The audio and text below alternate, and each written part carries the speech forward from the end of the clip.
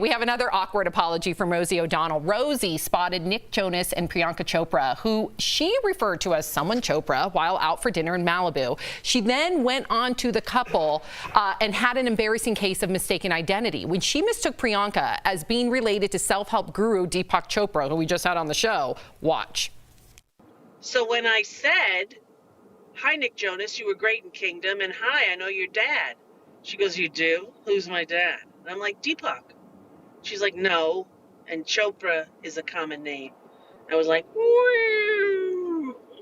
I felt so embarrassed.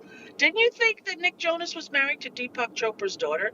Am I the only one who thought that? All right, so Nick Jonas, I apologize, and to the Chopra wife, I apologize too. Ooh.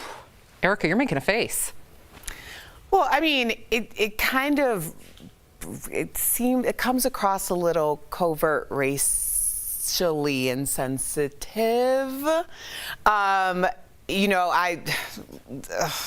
it was, first of all, to just, I get this a lot where people are like, "Oh, are you related to so-and-so?" And it's like, no, I'm not. Just because we're both black and we got the same last name doesn't mean we're related. And this is a very similar situation. And as opposed to just being like, you know what, Priyanka Chopra, I know who you are. I respect who you are.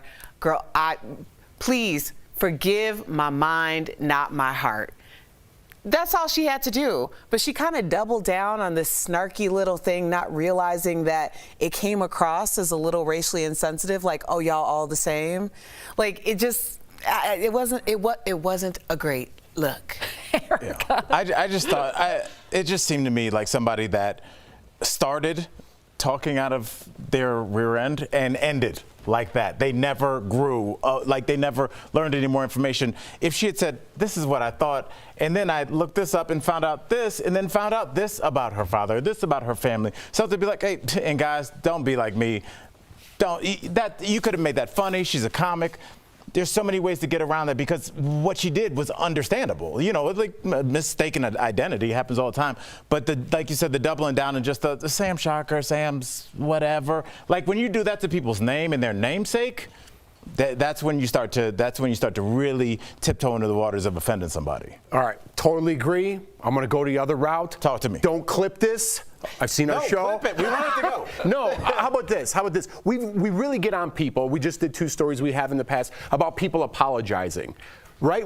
How do you apologize? Not everyone's going to feel the same about your apology. She's definitely wrong in this sense. So is Matthew Stafford. But he's like, listen, she's fine. I'm glad she's fine. Let's put this behind me. I didn't mean to do that. When is apology enough, and how long does this follow you for? I think that's a good question. You think we nitpick too much? Do I think, or do we actually do that? When we next time see Rosie O'Donnell, are we going to think about But sometimes, see, I'm going to say it wrong now. I'm done. No, I hear you, but sometimes a dismissive apology adds insult to injury. Right. So it's but what's like a good apology? I mean, maybe there should be more of a script on how to apologize. No, right? I don't think there needs to be a script. I just think that an apology should meet the moment that you're apologizing for.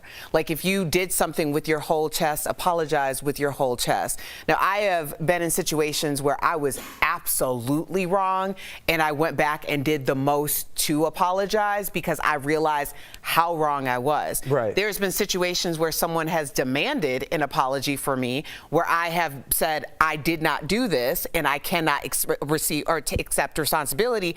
But if you need a sorry, there you go. Those are 2 different things. No, totally. Because one is with intent and one is without intent. And you're absolutely right on this story too. But I just think some people look for problems and they're like, you didn't apologize, you didn't mean it. I'm still going to be mad at you. And then society jumps down there. Sometimes apologies are looked at as weakness and people pounce on the apology. So I get what you're saying.